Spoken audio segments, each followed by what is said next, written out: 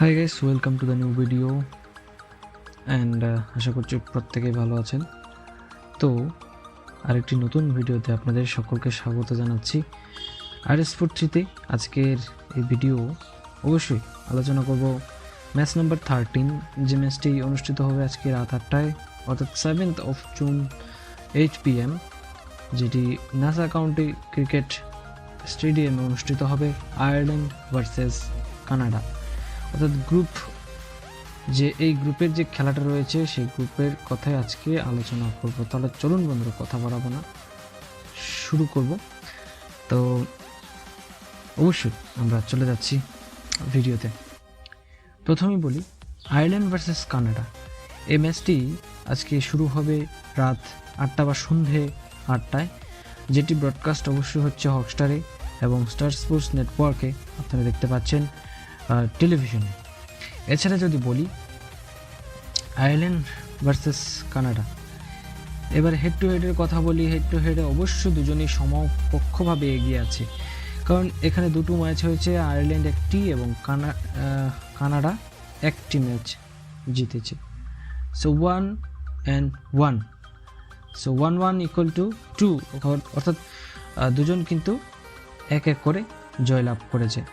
তবে বলা বাহুল্য যে আয়ারল্যান্ড সর্বশেষ ম্যাচটি কিন্তু ইন্ডিয়ার কাছে খুব বাজেভাবে হেরেছে। কানাডাও কিন্তু ভালো ফাইটিং করেছিল ইউএসএর বিরুদ্ধে, কিন্তু জিততে পারেনি 194 রান করেও। তো ঐতিহাসিক তো হচ্ছেই বিশ্বকাপে। গতকালকে আমরা ঐতিহাসিক একটা ম্যাচ দেখলাম। প্রথমবারের মতো ইউএসএ একটা দল যারা প্রথম বিশ্বকাপ খেলতে এসছে, তারা পাকিস্তানের মতো ইন্টারন্যাশনাল সাবেক বিশ্বজয়ী দলকে কিন্তু হারিয়ে দিয়েছে সুপার ওভারে গিয়ে। সো এটি একটি অবশ্যই একটা ঐতিহাসিক মুহূর্ত কিন্তু থেকে যাবে। তো চলুন এবারে কিন্তু বলছি পরের বিষয়, স্টেডিয়ামের কথা। NASA county international cricket stadium new ইয়র্কে এখন পর্যন্ত তার পরিসংখ্যান বলি। এখন পর্যন্ত 2টি ম্যাচ খেলা হয়েছে। এই বিশ্বকাপে 2টি ম্যাচেই যারা প্রথমে বোলিং করেছে তারা জিতেছে। প্রথম ম্যাচে আমরা দেখেছিলাম যেটা শ্রীলঙ্কা বনাম আফ্রিকার মধ্যকার ম্যাচে শ্রীলঙ্কা কিন্তু একমাত্র 77 রানে অল আউট হয়ে যায়, যেটা আফ্রিকা চেস করে নেয় 80 রান করে। এবং আয়ারল্যান্ড এবং ইন্ডিয়ার ম্যাচেও কিন্তু আয়ারল্যান্ড 96 রানে অল আউট হয়ে যায় এবং ইন্ডিয়া ইজিলি চেস করে যায়। সো লো স্কোরিং ম্যাচ অবশ্যই হচ্ছে।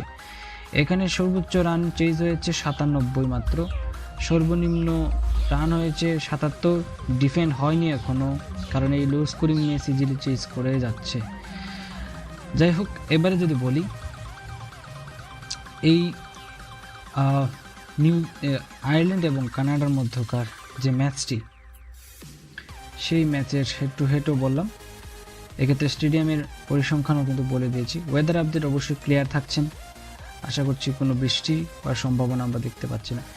এই পিচে, নিউ ইয়র্কের পিচটা এতটা বিহেভিয়ারটা এত বাজে, ICC T20 ওয়ার্ল্ড কাপের এই যে ইভেন্ট, এত বড় একটা ইভেন্টের জন্য এটা কিন্তু একটা প্রশ্ন তুলেই দিচ্ছে, কারণ এত বড় একটা ইভেন্টে এরকম পিচ, এটা একটা প্রশ্নমুখী হয়ে যাচ্ছে বলা বাহুল্য।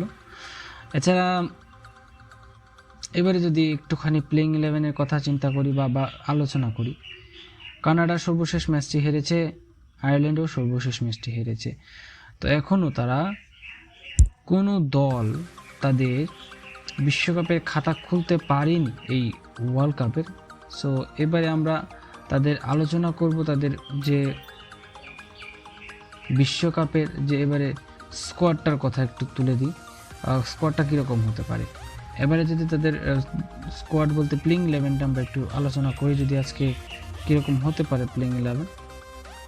তো চলুন আমরা তার আগে যে বিষয়টা প্রত্যেকবার আলোচনা করি, এর একটা জিনিস বাদ রয়ে গেছে, সেটা হচ্ছে আজকে আম্পায়ারের দায়িত্ব কারা পালন করছেন।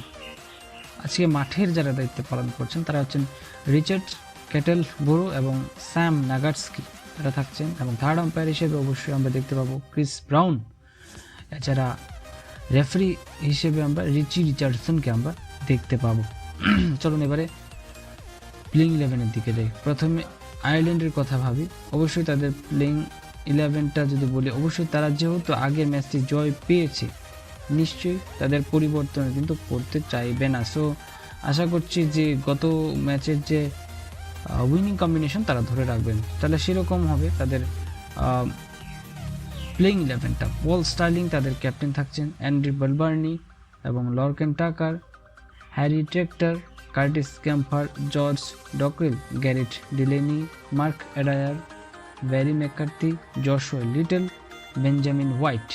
এই হচ্ছে তাদের দল। এছাড়া আমরা যদি ব্যারি ম্যাকার্থিকে গত ম্যাচে কিন্তু আমরা দেখতে পাইনি, হয়তো তাকে আনা হবে, কারণ ব্যারি ম্যাকার্থি অ্যাজ এ বলার হলেও তার কিন্তু ইনিংস লম্বা ইনিংস খেলার কিন্তু তার অভিজ্ঞতা রয়েছে বলা যায়।